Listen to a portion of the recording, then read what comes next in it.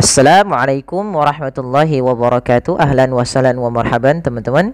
Kembali lagi di UFI Channel Belajar Al-Quran atau UFI Channel Al-Quran. InsyaAllah pada kesempatan kali ini kita akan membahas bersama dan menguraikan hukum tajwid yang ada pada surah Al-Baqarah ayat ke-6. Semoga ini dapat membantu teman-teman sekalian. Ya, silakan bagi teman-teman yang ingin bergabung bersama kita akan bahas bersama dengan kami. Silakan boleh ditonton hingga akhir.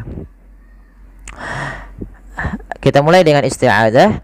A'udzu billahi minasy syaithanir rajim.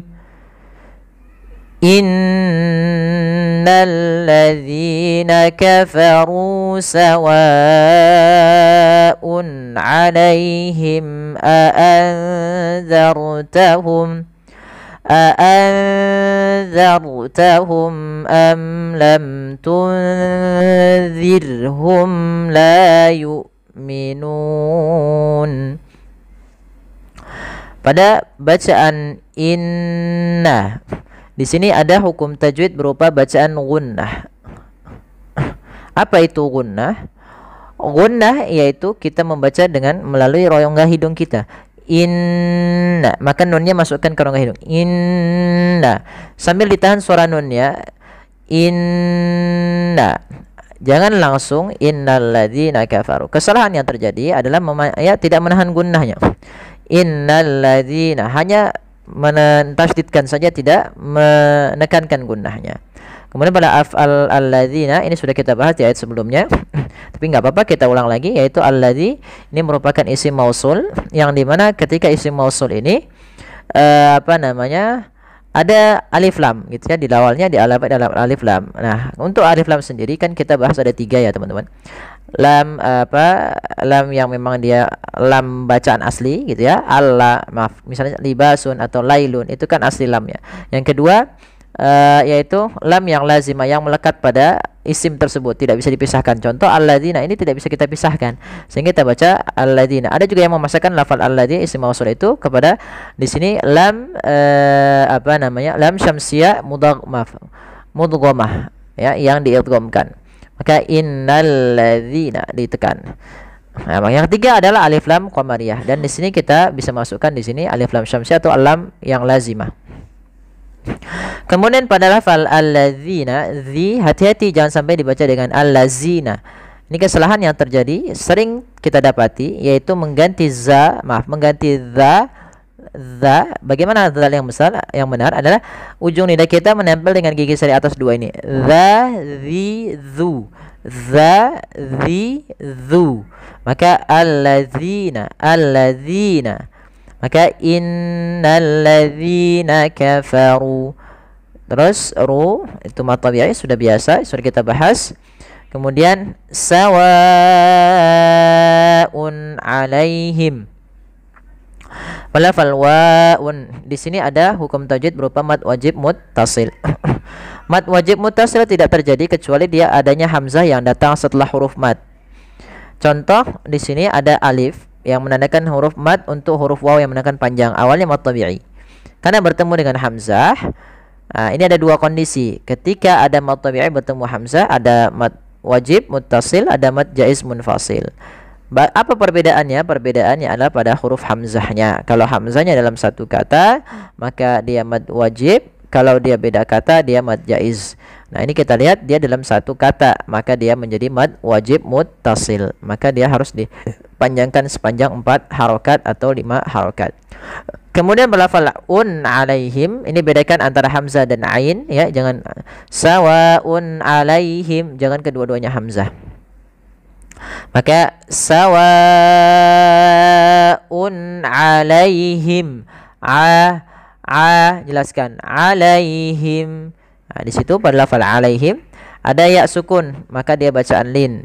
Kemudian ada mim mati bertemu dengan hamzah pada lafal alaihim a'anzartahum. Ini ada bacaan izhar syafawi, yaitu adanya mim mati bertemu dengan huruf hamzah.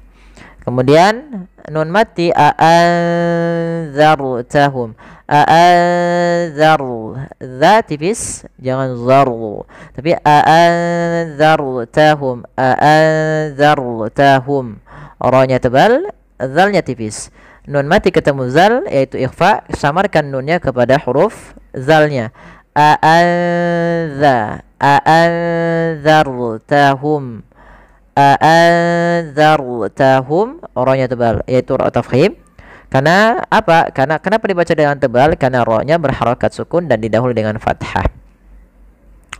Kemudian ada mimati tiga huruf di sini. Ketiga-tiganya adalah ada 4 sampai tunzirhum yaitu izhar syafawi. Maka dibaca dengan jelas, suara mimnya tidak boleh tahan. Anzartahum am lam tunzirhum. Kemudian nun mati ketemu zal lagi. Di sini bacaan ikhfa ya, harus dibaca dengan jelas, bukan jelas, disamarkan suara nunnya ke huruf zal tadi sebagaimana anzartahum. Kemudian zirhum jangan kita tebalkan, jangan dibaca tunzirhum misalkan, atau dibaca zalnya dibaca dengan zai, tunzirhum atau tunzirhum. Ini kurang tepat ya teman-teman. Harusnya tunzirhum, zir, tunzirhum la yu'minun. Mim mati ketemu lam, kembali lagi dia ada idhar syafawi. La mat tabi'i, yu'minun. Kemudian pada lafal nun ada mad arid disukun. Nah, tapi sebelumnya kita bahas dulu huruf hamzah. Hati-hati dalam pelafalan huruf hamzah, teman-teman.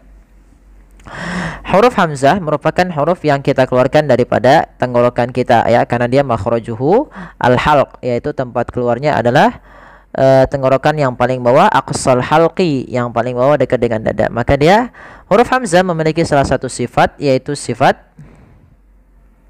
jahar dan sifat syiddah. Jahar berarti tertahannya nafas, syiddah tertahannya suara. Maka ketika dia sukun harus ada dua ini, tidak boleh mengalirnya nafas dan tidak boleh mengalirnya suara. Maka la yu'minu, seakan-akan putus suaranya, tapi dia tertahan, bukan putus. La yu'minun. Kemudian pelafal nun ini ada bacaan mad arid disukun, yaitu mad yang terjadi apabila ada mad tabi'i bertemu dengan huruf yang diwakafkan di akhir. Ya, di sini awalnya la yu'minuna, nuna awalnya 2 harakat. Karena nunnya kita wakafkan maka menjadi nun yang sukun, dan sebelum huruf itu, huruf yang diwakafkan dan disukunkan ada huruf mad. Maka ini kita makan dengan mad arid, mad yang muncul disebabkan karena aridatun lisukun, karena ada sukun setelahnya atau sukun yang sebelumnya. Maka la yu'minun. Untuk panjang sendiri mad arid disukun, atau panjang sendiri untuk bacaan mad arid sukun, yaitu kita panjangkan sepanjang boleh 2 harakat, boleh 4 harakat, dan boleh pula 6 harakat. La yu'minun, la yu'minun, la yu'minun. Kita coba ulang. Innal ladzina kafaru sawa'un 'alaihim a'anzartahum am lam tunzirhum la yu'minun. Ya, baik, alhamdulillah kita sudah menyelesaikan pembelajaran kita atau penguraian hukum tajwid yang ada pada surah Al-Baqarah ayat yang ke-6. Semoga ini dapat membantu teman-teman sekali dalam mudah dan cepat dalam belajar ilmu tajwid. Terima kasih, jazakumullahu khairan. Kurang lebihnya mohon maaf. Wabillahi taufiq wal hidayah. Wassalamualaikum warahmatullahi wabarakatuh.